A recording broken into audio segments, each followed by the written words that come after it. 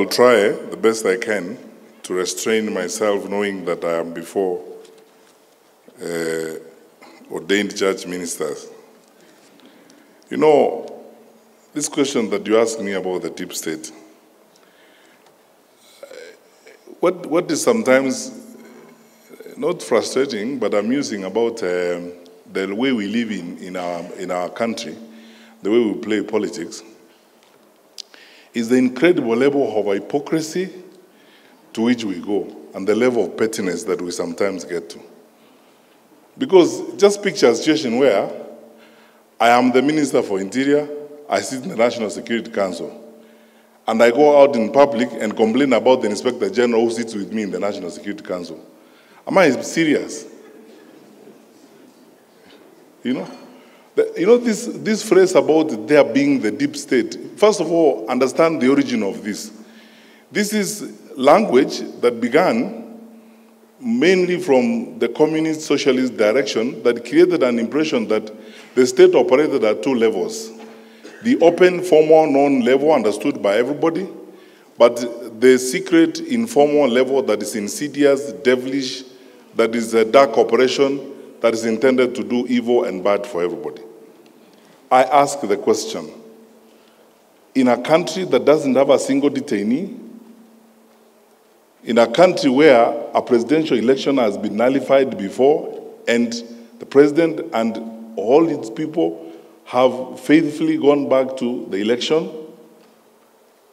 you know what has happened with this election? And I said it in another meeting, that after the COVID-19 pandemic, now the new pandemic we are dealing with is the pandemic of lies.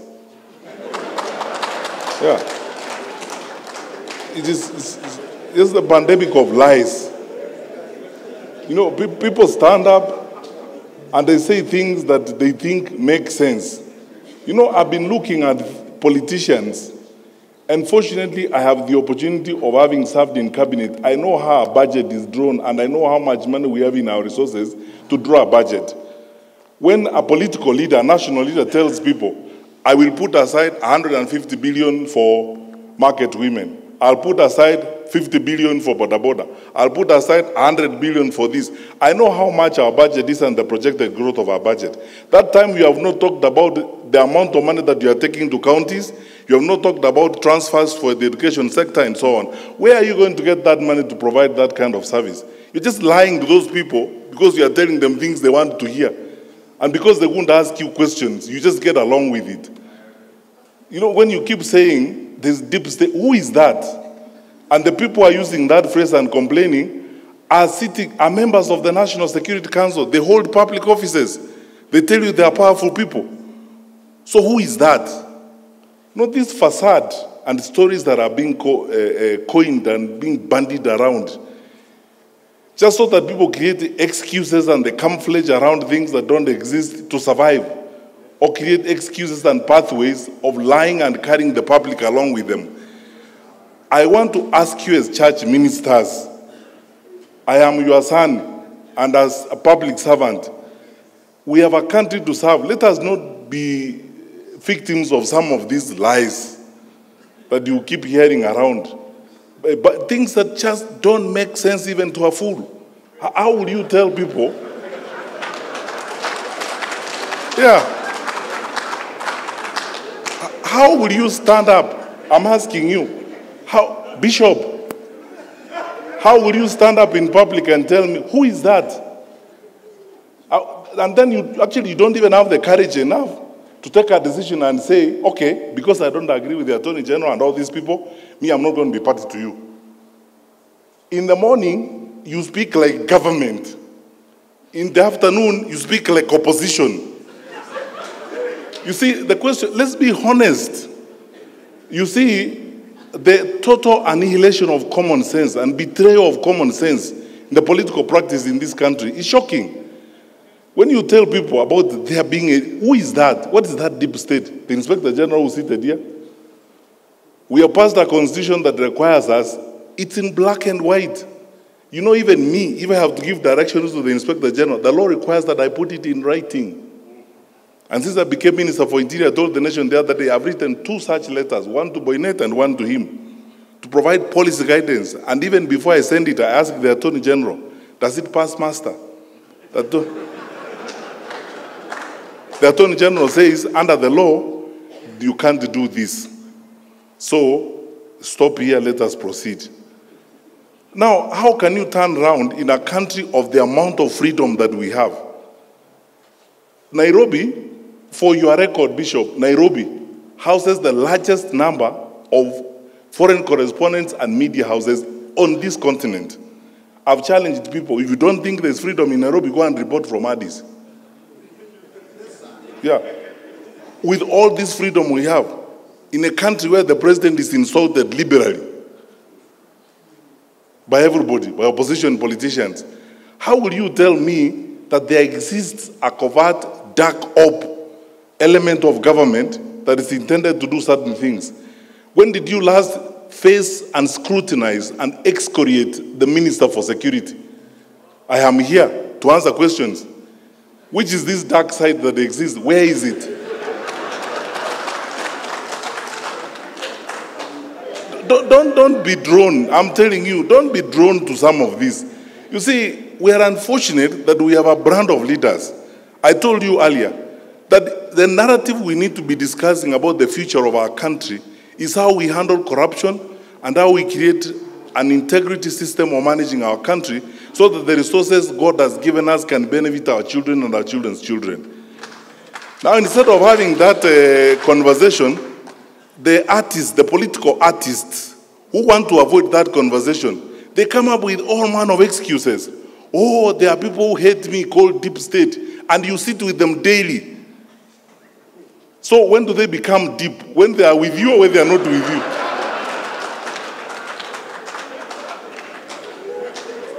So, look, forget about this. We run an open, transparent, accountable government. Our president, my boss, is probably one of the most liberal and open-minded heads of state on this continent. We are a responsive government. I am not aware. Tell me what you want to know about this government and where you want to go, I take you there. Do you want to go and sit in MC3 in Matiang'i's office and watch the patrol thing? And so on. When you ask questions, we will answer. But you see, to create campaign jargon, you know, this story of you must look for a way of creating some level of sympathy so that people can sympathize with you, that you are an underdog. So you create some phantom, some fictitious devils that are existent somewhere that are against you. And these devils are not described. So you use some communist type language and call them deep state. And say, you know, these people, they may be having the state, but we have God. God is for all of us. You can't have God yourself. So, Bishop, forget about this thing, my brother. Let's just go forward and build our country. That doesn't exist. Secondly, and that's why I say thank you for asking me this question, because I never get this opportunity to respond to these things. So I tell you what I think. I mean, if I wasn't before religious leaders, I would have even used a stronger language. Because this is petty, it's empty, there's nothing, it's hollow. People are just loitering around saying things that don't exist. Let them deal with issues. You know, I keep telling people, these elections are like an interview. You leaders have conducted interviews before, haven't you? So when I come before you, you tell me, Fred, good, you want this job? Yes. Where have you been? I tell you, I was headmaster there, I was this. You ask me, what did you do when you were there? How did you handle the students? What did happen? And so on. People are running around here who have held public responsibilities. They are not accounting for what they did when they were holding those public responsibilities. You are the religious leaders. The story of talents in the New Testament. What did you do with the ones I gave you first before you come for more? Now, yeah. Now they are lying. Yeah. They are moving around and saying, oh, you know me, As you know, please sympathize with me. There is a certain dark group of people called Deep State who hate me. They don't like me. They don't want me to be a leader. They plot evil against me. You drive public money in that state. You eat food bought by that public state that you are condemning. You live in a house of that state. When does it become deep? And deeper than you?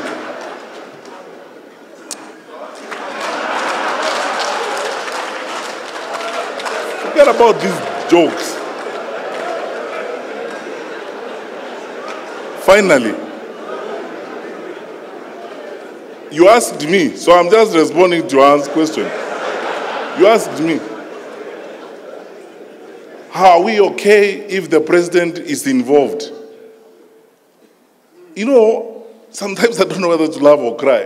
Where do we live? We have to choose what we want. Do we want democracy or autocracy? We say, okay, we are a democratic institution. When did the president lose his democratic right? So that he's supposed to keep quiet because you are president, see no evil, hear no evil, say nothing. You are president.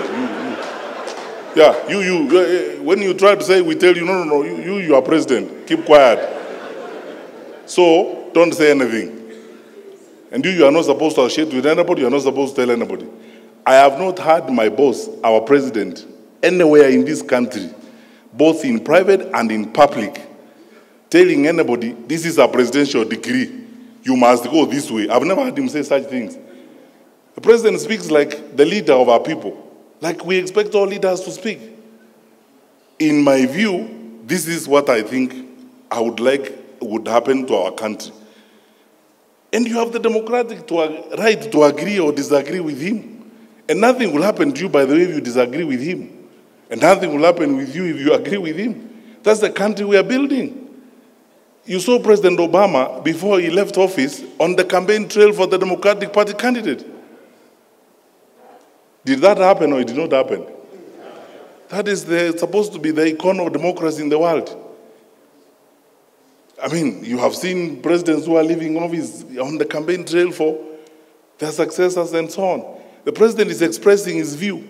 To gag the president and say now, you see, sometimes I wonder, one group of society is saying, our president is our leader, he should therefore guide us. Then he wakes up in the morning, he says, okay, good people, me, I think this is the way we should go. Another group comes and says, no, shut up, you are president, don't talk to us. It doesn't work like that. Allow me please to use this phrase, let's not be pretentious. Let's be honest to each other. And let us not sacrifice common sense on issues like this. Everybody can express themselves. We are in a free society. Sasa tujenge nchi yetu jamani. Na tushirikiane.